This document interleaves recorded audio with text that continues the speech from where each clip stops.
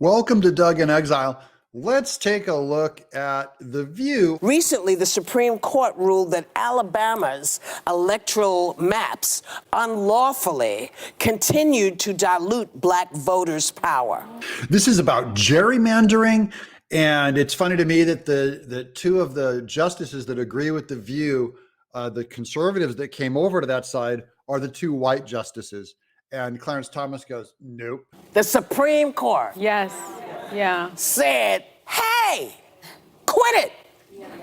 Now, I was kind of surprised because they've not given any feeling like they were on top of voters' rights. Actually, their feelings are informed by a lie. But before that, let me give you this quick little commercial on a fundraiser we're doing on a ministry I'm involved with, and we'll get right back to the View. Hi, I don't ask you guys to buy products. I'm asking you to donate to this charity that I participate in. It's called Rebuilding Hope Ministries, and it's where our church goes down to Dalton, Georgia, and we help people in trouble. We help rebuild houses. We help clear brush and debris from storms. We rebuild roofs. And there's a link in the description for you to make a tax-free donation of any amount. I'd like to raise a few $1,000s. If you guys are fans of this show and you want to give to a charity, this is where you put your money.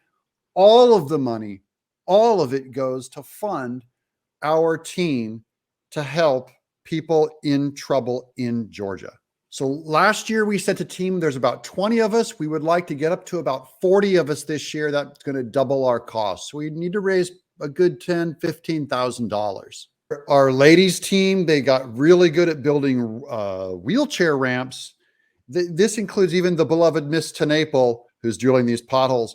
By the way, those of you who watch this news channel, you are what allow me to pay my bills so that the beloved Miss Tenaple can do full-time ministry and volunteer work. That's what she does. There's my son, Ed. He helped build a roof. They re-roofed, they gave a woman a new roof after her old roof caved in. A member of our church choir actually got to do a fiddler on the roof.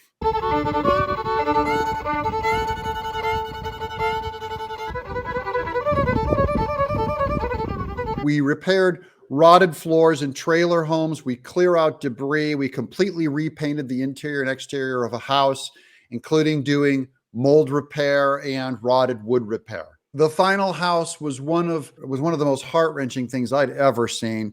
This was in kind of a cracked neighborhood. They had burned their house down and we had to clean the debris out and then just sit and talk and minister to the family. And, you know, this is a desperate area in big trouble. And we love going out and serving this community. So look for the link in the description, make a donation of any kind. And thank you for supporting our ministry. And now back to the show. In particular for people of color. So, Well, and also, we feel that they've been sort of trying to roll back voting rights. Wow, They yeah. haven't really, unfortunately, passed the Voting Rights Act, which was just... She's accusing the Supreme Court of wanting to roll back voting rights. See, basically what the View is saying is when it agrees with them, then you're not racist. When you disagree with them, then you are racist and you're against voting rights. Maybe the Supreme Court, even when they disagree with you, are for voting rights and not for rolling it back. This is done on principle.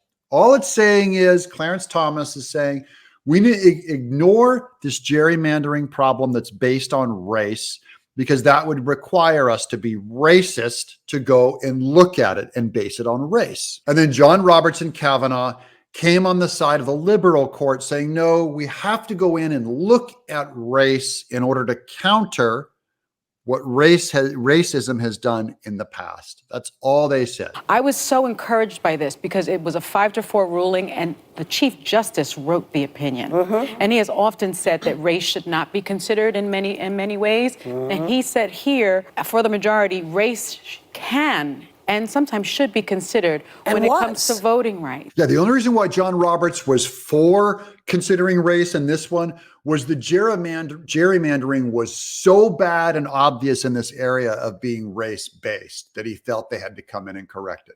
Now, Clarence Thomas is an absolutist, says you do not consider race even when you're correcting the racism of the past. So we'll go from, maybe one black representative to perhaps even 7 seats, which is really significant.